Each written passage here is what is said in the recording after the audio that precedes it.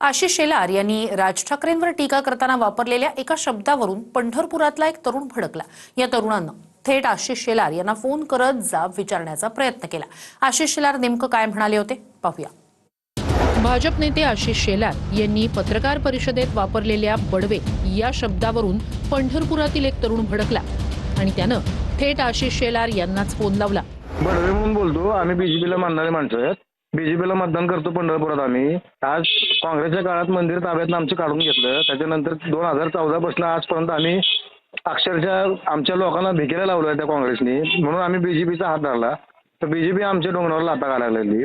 आणि तुम्हाला स्पष्ट सांगतो साहेब, बडव्यांचं ऐका बडव्यांचं नाव घ्यायचं अधिकार कोणालाच नाही। बडव्यांचा इतिहास खरंच तुम्ही एकदा माहिती करून घ्या। आज अफजल खान इथं स्वारी करून आला होता, औरंगजेब आला होता।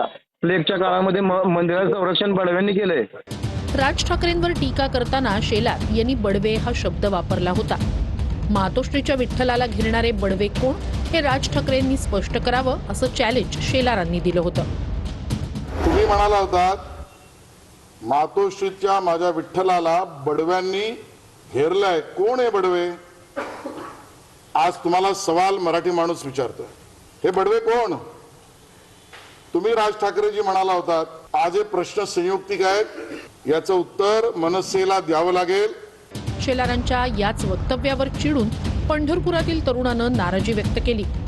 त्यानंतर शेलारांनीही त्याचं स्पष्टीकरण दिलं। मी बडव्यांच्या विरोधात बोललेलो नाही, नंबर 1। मी ते तुम्हाला लिहून दिलं। 2, मी जे बोललो ते राज ठाकरे पार्टी सोडताना तो बडव्यांवर बोलला आहे। कोण? राज ठाकरे। मान्य 100%। हा 2, 3 मी त्यांना तुमच्यासारखंच राज ठाकरेंनी बडव्यांचा उल्लेख केला, त्याचं क्रिटिसाइज करतोय, आलोचना करतोय। तुम्ही कुठल्या बडव्यांबद्दल बोला हा प्रश्न विचारतोय। काय झालं साहेब ऐका, आता तुम्ही ऐकूनच येत नाही। बरोबर, शांतपणे ऐकून घ्या, मग तुम्ही बोला, ऐकतो मी। तुमचा हा समज आहे की मी बडव्यांच्या विरोधात बोललो, हे नाही। राज ठाकरे पक्ष सुरू करताना या माझ्या विठ्ठलाला बडव्यांपासून मुक्त करायचं असं म्हणाले। का म्हणाले? कोणाबद्दल बोलले? ते बडवे कोण हे राज ठाकरेंनी सांगा। आम्ही त्यांना प्रश्न विचारतोय, मी तुमची बाजू घेतोय, मी तुमच्या विरोधात नाही बोलत आहे, एवढंच मला म्हणायचं आहे।